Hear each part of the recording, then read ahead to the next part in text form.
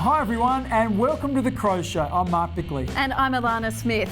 Each week, Chemist Warehouse helps us go behind the scenes of the Adelaide Football Club. Coming up in today's show, we'll check out the next generation of football stars destined to become household names. I think we've got a real even group this year. Also, the tall and the short, living with the Crows' big man, Luke Lowden. I grew up with sausage dogs, so my parents had them when I was a kid growing up. And then, I always wanted to get one for myself, so then I got one, and then I wanted to have a mate as well, so I got another one. But first, the AFL will next year embark on a new $2.5 billion broadcast rights agreement. The Seven Network is a vital partner in the 6-year deal, requiring a huge investment in staff and equipment. So let's take a look at what goes into producing the showcase game of the round on a Friday night.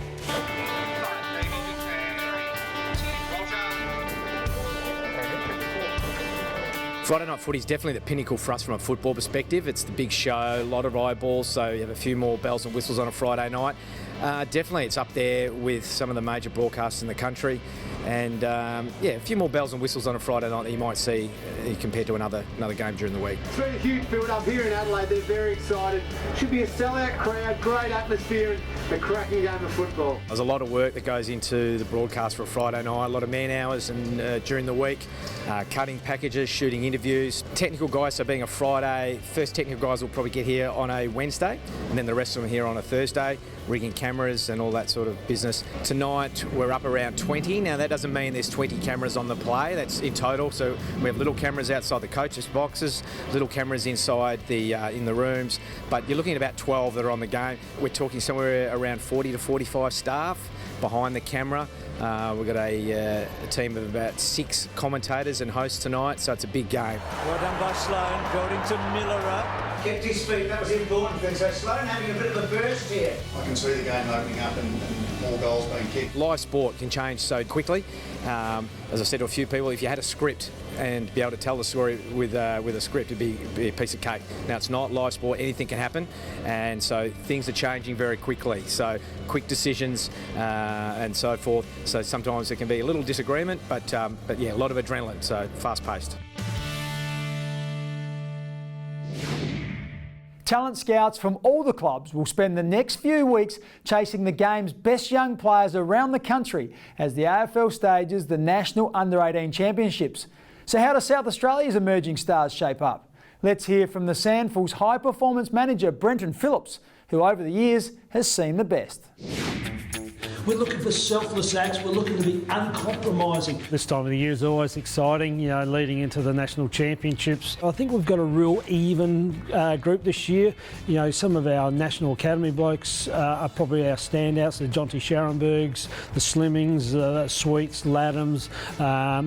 They're all the ones that stand out. Jack Graham stands out to us, and then some of our 17-year-old are in the National Academy Level 1. And then we'll have a smattering of players that have played a little bit of league football, through their Sandful clubs, and we should come up with a pretty competitive outfit. Between now and the championships, we're playing an internal trial this weekend, so it'll be a selection trial, so we'll try to trim our squad back to 40 players. After that, we'll play against the state under-20s. That really gives us a good hit out against the bigger, stronger bodies, and other types that we'll come up against during the national champs, so that'll give us a really good look at it. From there, we roll into the national champs, so it's 4 weeks of pretty hectic schedule. Certainly is an audition for AFL. We talked to them about it's a job interview, and it's a year-long job interview that they're going for. They need to be prepared, ready. They need to have the right answers, and it's always good to come up against the Victorians and the Western Australians and the Allies. It's just a really good competition.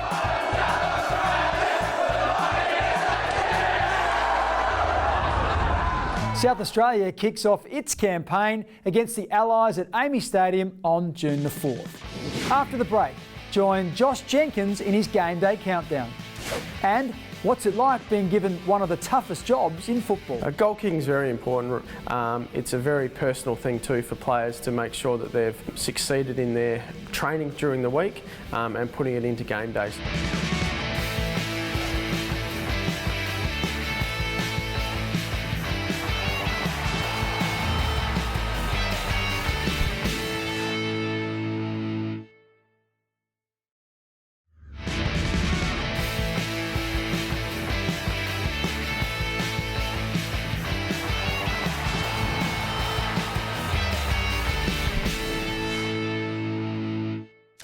Game day is payday, when all the training, tactics and tension come to a head. For the players, routine dominates the countdown to opening bounce. It's all about preparing the body and managing the nerves. We join Josh Jenkins as he prepares for another big test. Hey Crows fans, welcome to my place. Obviously the day of a big game against the Cats tonight, Friday Night Footy. Great stage, great opportunity for us. It's about lunchtime, so had a pretty relaxed, pretty casual morning, watch a bit of basketball. I'm going to get something for lunch and then I'll grab AJ the Husky and we'll head down to the dog park. 12:30, about lunchtime. I don't have any strict timing with when I eat, but it's important to get plenty of fuel in before the game. So, just going to knock off some of last night's pasta, spaghetti bolognese, and then probably in about 3 hours' time I'll make up a sandwich. All right, guys, here we are at the dog park. Love coming down here with AJ.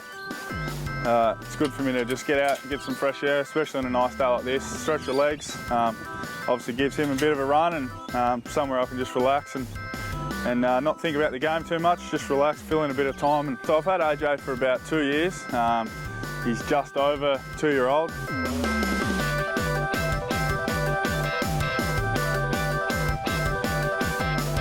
3 hours, or just under now, until the game kicks off. So I'd like to get there about 2 hours before the game. It's pretty flexible. Some guys, I know Lynchy and Rick Anderson, they're pretty relaxed. They like to get to the ground as late as possible. Finally made it. Took a while, but we finally got to the ground.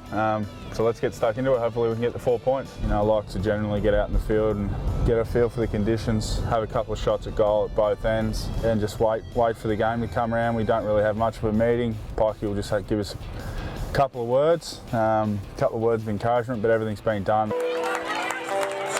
All right, guys. Done ice baths recovery, not the result we wanted tonight. We were obviously hoping for a win. Fantastic crowd. I think it was a record 53,000 or so. But bitterly disappointed that we couldn't get the victory. Thought we had planned and prepared and got ourselves ready to perform better than that. So disappointing, but on to recovery. Ice baths are done.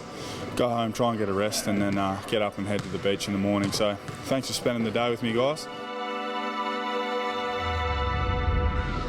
At the height of his career, Wayne Carey had few equals in the sport. He strode the AFL stage like he owned it. So to stand Carey in the '98 grand final was undoubtedly Peter Caven's biggest ever challenge. But his success in restricting the champion centre-half forward to just one goal went a long way to ensuring the Crows won the flag. Only 2 minutes away from the kick-off for the 1998 AFL grand final. Blighty came to me on Monday night. We'd beaten Western Bulldogs fairly convincingly. He said, "Look, I'm going to play on Wayne Carey." He was the biggest thing in football. Don't call him the king for anything. So he said, "Look, Peter, he's stronger than you. He's faster than you. He's bigger than you. He can kick longer than you." He's had a bit of a chuckle and thought, "Well, what do you want me to do?" And Blighty was very positive. He said all through his coaching, he wanted all of his defenders to play in front. And this year, for this particular game, he said, "Well, I want you to play from behind because they were running the pay against paddock. So, playing from behind, don't get in a wrestle with him because he'll be too strong for you. So bring the ball to ground and let's be attacking." For the 98 AFL grand final, dumped away by Caven. There was one of the first 20 seconds of where he took a mark, and Dave Pittman always reminds me that the phone rang on the bench and said, "Well, Peto, start warming up. If he gets out of control, he'll have to go on." But he kicked 1-5. I was a bit disappointed in that one goal. If you have a look at the replay, there was a boundary throw in, and we just went to the boundary, and I said to Nigel, who was closer to him in the moment at the time, I said, "Can you just mind him for 10 seconds and I'll pick up your man." And if you watch the replay, the ball comes over the back, Carey gets it and kicks it off the ground on the outside of his foot and goes through. And Nigel's never really apologised for that. Caven goes hard. The boundary line's there. Caven just slings it back towards hard. My whole mindset for that game was to make sure he didn't win the Norm Smith on me and let my teammates down. So, because they were favourites, that sort of the pressure got to them, and we played extremely good footy after half time. And when that final siren went, the feeling was unbelievable. Knowing that you've won it, and again from back to back, it was just a great feeling.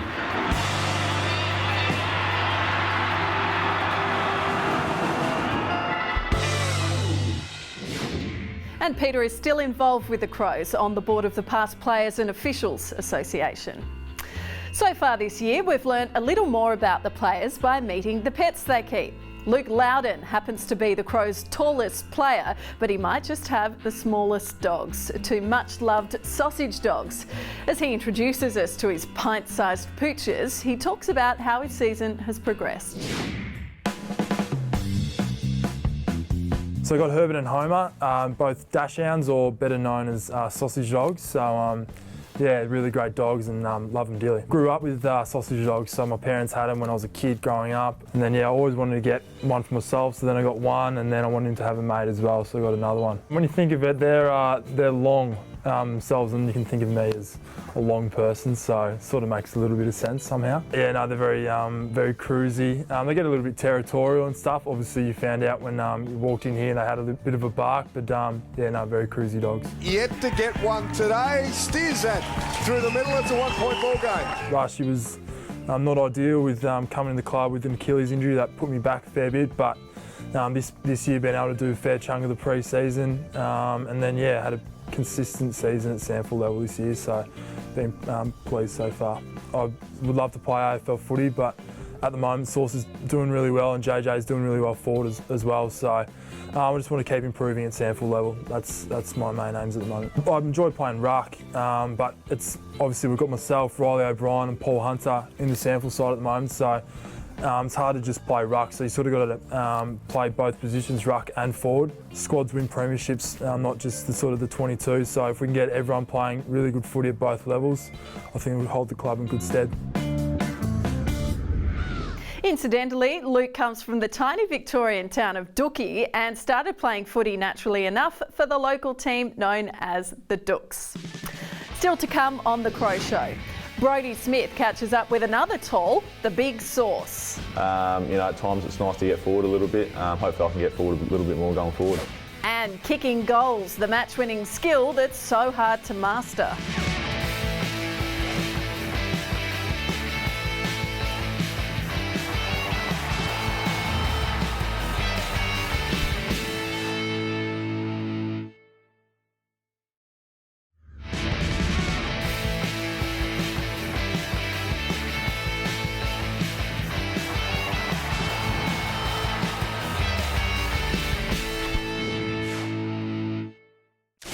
If you're looking for nice guys, look no further than Sam Jacobs. But surely we can dig up some dirt on the gentle giant. Thanks to Aussie Ripper Roasts, we gave that job to Brodie Smith.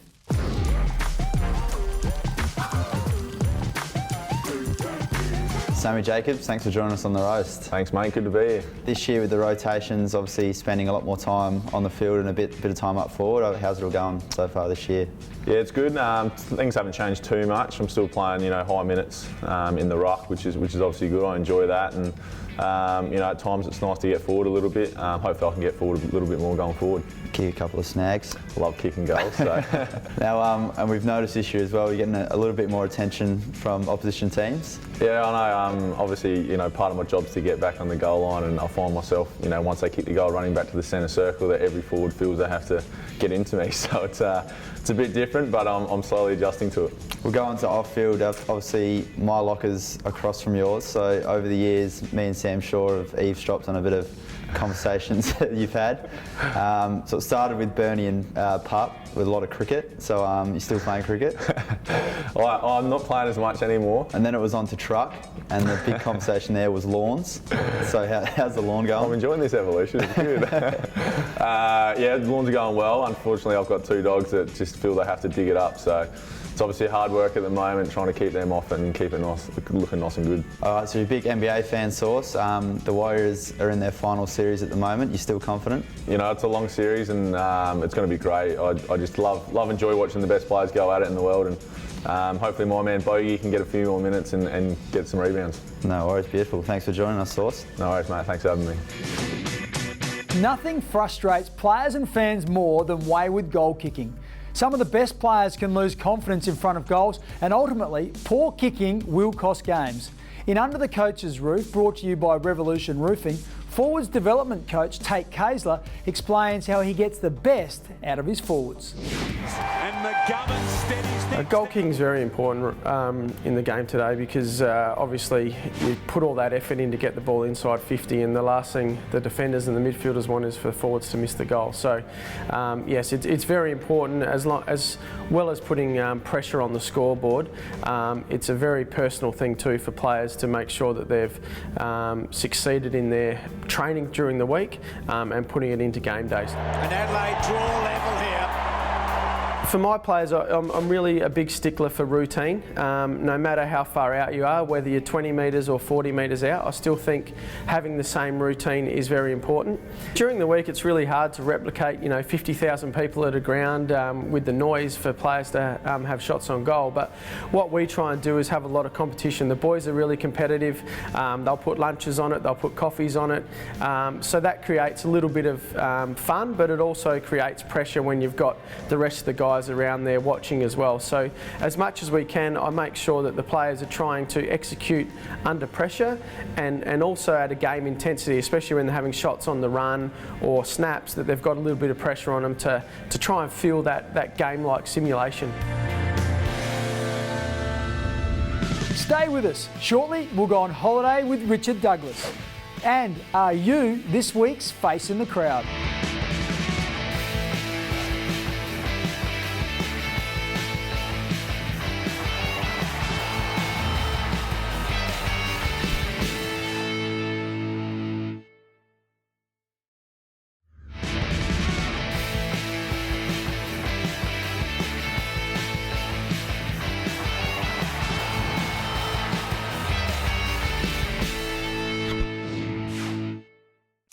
Players have taken us to some remote and relaxing holiday locations this year. So we gave Richard Douglas the chance to show us where he likes to escape to when the season's over. All thanks to our travel partners, Flight Centre. My favourite holiday destination would have to be Byron Bay. Just a laid-back atmosphere, a little bit hippie, and yeah, great food, great beach, good weather. So enjoy at the end of the season getting up there and soaking up a bit of sun and a bit of surf. So it's that'd be my favourite place in Australia. Next holiday, I'd love to get over to Europe and do a bit of Spain and Portugal. I've heard a lot of good things, and a few of my mates have been there and raved about it, so I'd love to get over there and see what all the fuss is about. Now, look closely as we focus on our face in the crowd. If this is you, all you have to do is contact the club via email prior to 5 p.m. next Wednesday and be ready to show some photo ID. Your prize will be a merchandise pack courtesy of Chemist Warehouse. Looking ahead to next week, it's Indigenous Round and Eddie Betts talks about the talented players to come out of his home club Mallee Park in Port Lincoln. Also, we hear from former Crow and now GWS captain Phil Davis. That wraps up today's show, brought to you by Chemist Warehouse. We look forward to you joining us again at the special time of 7 o'clock next Saturday night. That's right, next Saturday night at 7 on 7. Bye for now.